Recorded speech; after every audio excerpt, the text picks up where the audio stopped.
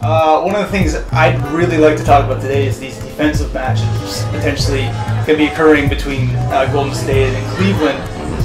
One that's been talked about a lot is who is going to guard LeBron.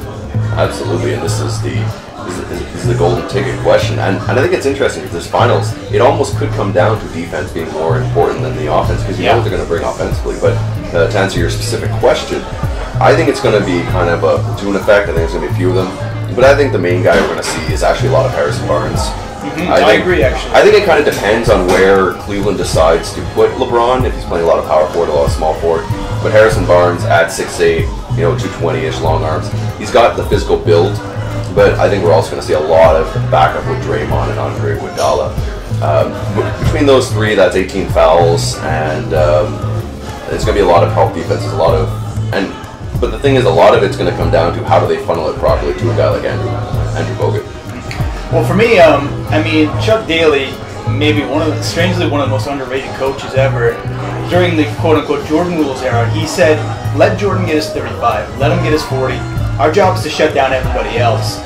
So I'm thinking Steve Kerr is going to take a bit of that philosophy and, like you said, put Harrison Barnes on LeBron. I was just going to say Michael.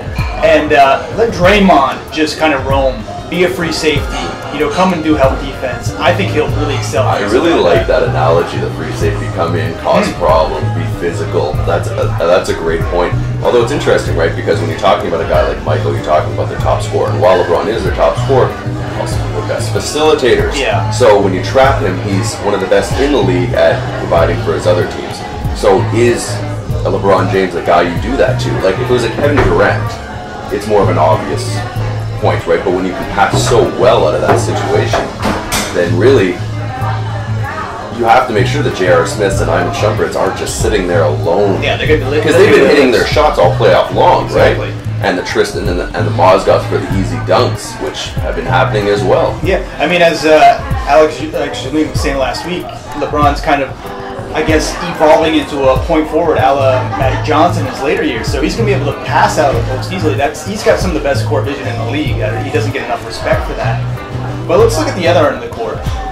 Steph Curry, obviously he's the best player on Golden State, the MVP of the league. How do you shut him down? Do you shut him down? I think LeBron says you can't shut either of us down, by the way.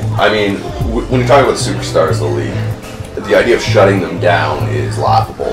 I think we're talking more about, instead of LeBron's 30 average, can we bring him down to 22 kind of thing. Same goes for Curry. Curry, again, another fantastic passer.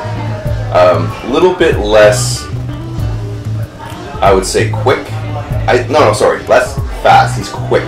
He has great handle, and they play the screens really well to get each other open. Steph Curry only needs a little window, and he's got that trigger release. It's out in a second. So I think we're going to see a lot of Shumpert on him. I think it'll be really the story of the playoffs if we see a lot of Meladova on him. Yeah, of course. If that gets physical, knock on wood, nothing happens. He could be labeled as the dirtiest player in the league, and once it's all said and done, this playoffs. I think we're going to see a lot of Shumpert. I think LeBron is saying the right things that he wants to take him, but I don't think that's where he's best served. I think if Klay Thompson plays, I think you want a little bit more size on Klay. Although they can switch. But I think the biggest thing when I was watching the Rockets Golden State series was when the Golden State players would set picks at the top of the key, at the top of the three-point line, right, and making the Rockets adjust to those switches. Often they did quite poorly on that, and that's when your Stephs and your Clays would be wide open, and then they would have to react. And then even if they didn't get off that shot, you'd get someone like your Draymond Green or your Harrison Barnes wide open for three. You can't allow that to happen with such a prolific scoring team like the Golden State Warriors. So to me, the biggest reaction of all, not just Steph, Klay as well, how Cleveland can react to those switches. Can they follow through? Can they stick on their man? If they stick on their man, I think they have a good chance, but if they lose them like Houston did, they're in a lot of trouble. Yeah, it kind of beckons back to the Memphis Golden State series where the first couple of games, the Grizzlies had their number. They were just sticking to Klay and Curry like glue defensively. Sometimes they'd have two and a half guys on them, and then Steph basically he was handcuffed for the first 2-3 games of the series. So I'm sure Cleveland's watching those tapes, seeing how that worked, And like I said, I don't think you can put LeBron on Steph Curry simply because he's 30 and he can't be using all of his energy that way. No, it's going to be running around. And the weird story of the playoffs, did you know Curry and LeBron Dayton. were born in the same city. Same hospital. Same hospital, Yeah. absolutely. Yeah. So it's a little bit interesting there. But I think it's interesting because when you look at Golden State, how do you deal with that front court?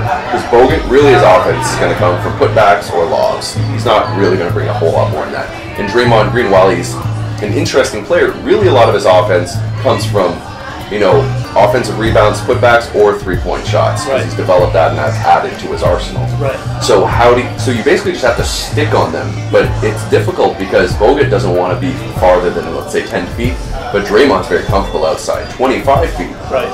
So to me, to offset that, I'm playing super small ball if I'm Cleveland. I'm rotating the Mozgovs and the Thompsons. I'm rarely playing them both together. LeBron's playing a lot of 4-feet. Sean Marion's going to play a little bit for me.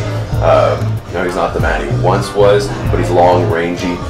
He's that kind of guy who you could put on a Draymond Green and feel okay just to hold him in the corner, right? Although Draymond Green's post-game has improved. But it's a tough one, right? Because these are both two great teams. How about the other side of the ball? Well, I mean, you beat me to my question. I was going to ask you about small ball, and I think it's going to be a very, unique, maybe a progressive NBA Finals, where we'll have moments where there's no guy over 6'7", 6'8" on the court.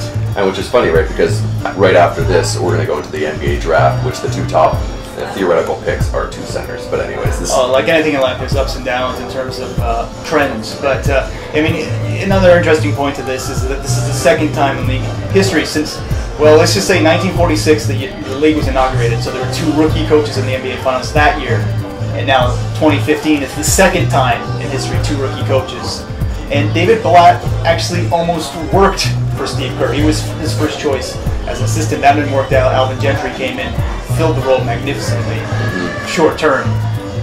But yeah, I mean, like you said, I think Golden State's going to play small ball as well. They excel that way. And you think there's a certain defensive emphasis on how they're going to cover Cleveland there? Well, I mean, where are you worried? Like right now, where it's a little bit iffy with the Kyrie situation. Yeah, right? I mean, there's so many question marks with Kyrie. I think they're not going to focus on him, to be honest, unless he has a breakout game. So put the emphasis elsewhere. I mean, obviously LeBron, like I said, try to double him as well. I'm going to think they're going to let Tristan kind of roam a bit because he doesn't have much of an offensive game. Mozgov, when he's out there, they may double him a bit, but I think they're trying to get a hand in the face every time. Well, it's kind of funny in strange ways. These are very Shumpert get a shot. Absolutely, but in strange ways, these are very similar teams. They are kind of weirdo mirrors of each other. Yeah. Except for that. Let's explore. I mean, Cleveland does not have the depth. No. At all. I mean, they have your James Jones, Sean Marion, but these guys are long in the tooth, right? As opposed to the fact that Andre Iguodala and David Lee can come off the bench. That's a fantastic. I mean, think 3 years ago, these guys were almost all-stars, and they're still not. And they have random role players who just come in. I forget the guy's name. Sean Livingston's fantastic. Yeah, Livingston had a great series. One of their big men came off the bench. Ezeli. Ezeli. He was a second-round draft pick. Yeah, and he was just eating up Dwight Howard for a bit there. Yeah, I mean, Harrison Barnes had after his podium game the other night said, towards the end of the game, he's looking around, he saw himself, Draymond, and Ezeli. They all came in together, as unheralded guys. And let's talk about the elephant in the room just for a second. This is Mark Jackson's team, and it was kind of an emotional moment when Draymond and all these guys are kind of congratulated him. It's kind of like the ex-girlfriend, and I think he'll be announcing the NBA Finals for the team that he kind of assembled and led here. So he'll definitely have a personal bias in that one. Yeah, I mean, it's a tough situation. I kind of really hope Mark Jackson lands as a coach again. I think he will. But it's going to be an interesting defensive matchup. Two rim protectors in Mozgov. Yeah, that's true. And Bogut. You have some great wing defenders and all the talents on the wings. Mm-hmm. And super talented point guards, both dealing with injuries. So really, to me, this is, as much as we want to put Clay and Curry up there, where they're both fantastic, to me, this is going to come down to, can the Cleveland Cavaliers open up spaces for Kyrie and LeBron to go off every night? Right. Because and the spacing for the Shumperts and J.R. Smith, because it has to be very specific like that. Golden State has a bit of a luxury that if one of their two other guys is not as effective, you can get your Draymonds, get you 20, you can have your Harrison Barnes, get you 20, so you can get it from more sources. So it's more like it's tough to guard, but there's not as many potent guys on Golden State. Well, I mean, the backcourt's obviously very potent, but in terms of the whole spiel. And then, how do you deal with LeBron? Yeah, I as I explained last week, I picked Cleveland in 7. My biggest thing is LeBron, the weight of on the shoulders of a city, of a state, really, to get another title. I think that those crowds in both cities. I mean, at Oracle, that's a cement dome that is just echoes and echoes, but Cleveland just 40 years of wanting this just kind of urgency to that. And LeBron, at 30, knows, he's slowly going down. But like Michael, in a way, his IQ keeps increasing every year. If only they had a wing player to ease the transition. You don't always have everything you want, but sometimes you have everything you need. I think LeBron, he needs to play spectacular every night. I mean, statistically, there was that great stat that came out the other day about how he didn't defeat a lot of 50-win teams to get to the finals this year compared to a guy like Kobe. But in the same vein, LeBron's the best player on the planet. He's been in the finals. No one. It's not his fault. He's in the Eastern Conference. He did pass. He did choose, I suppose. I think, but one of my main points is no one on Golden State's been in the finals, and like Steph told me, he's never played a Game 7 in his life. There's something about them that look destined. They kind of look destined.